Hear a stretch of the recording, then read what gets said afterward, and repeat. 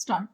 उपसभाध्यक्ष महोदय, जो finance bill सदन के सामने प्रस्तुत किया गया उसके बारे में कुछ निवेदन करना चाहती हूँ।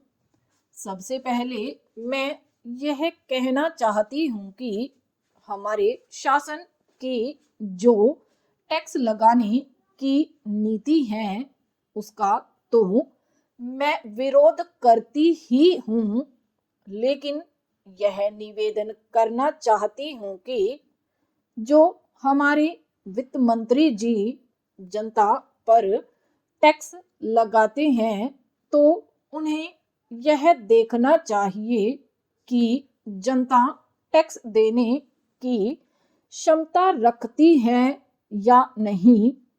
उन्होंने जनता के ऊपर इतने टैक्स लगा दिए हैं, यह अनुचित मालूम होता है। इस समय हमारे देश की स्थिति यह है, इसके बारे में मैं चर्चा करना नहीं चाहूंगी और न इस संबंध में उन बातों को दोहराना चाहूंगी जिनके बारे में मैंने पूर्व में तथा माननीय सदस्यों ने यहाँ पर काफी चर्चा की है। किंतु इस विधेयक की जैसा कि यह है उस हिसाब से देखें तो ऐसा लगता है कि हमारे माननीय वित्त मंत्री जी का केवल एकमात्र लक्ष्य यह था कि इसमें इस तरह का संशोधन किया जाए जिससे पैसा अधिक से अधिक प्राप्त हो सके।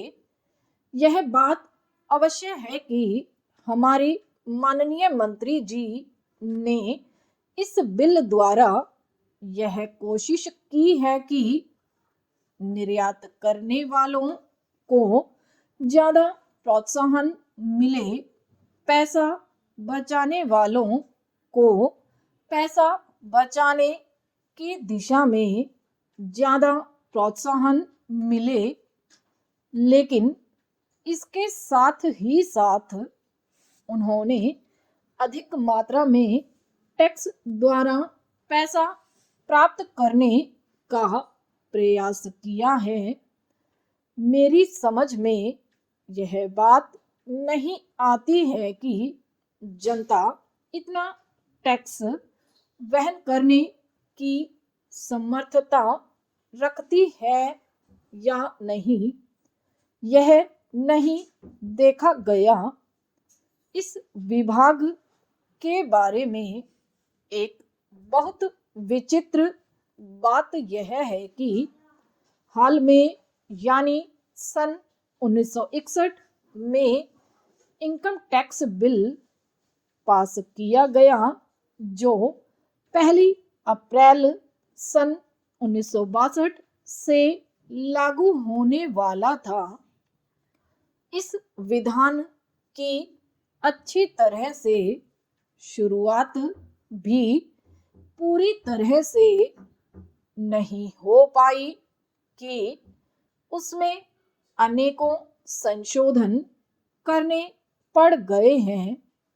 बाद में जो संशोधन फाइनेंस बिल से किए, उस बिल की अच्छी तरह से स्याही भी सूखने नहीं पाई थी कि हमारे वित्त मंत्री जी ने इस बिल में कैपिटल गेन्स के बारे में संशोधन पर संशोधन पेश कर दिए हैं।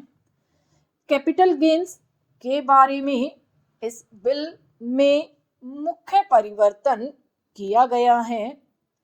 इससे ऐसा लगता है कि हमारे वित्त मंत्री जी का विभाग एक निश्चित योजना बनाकर नहीं चलता है।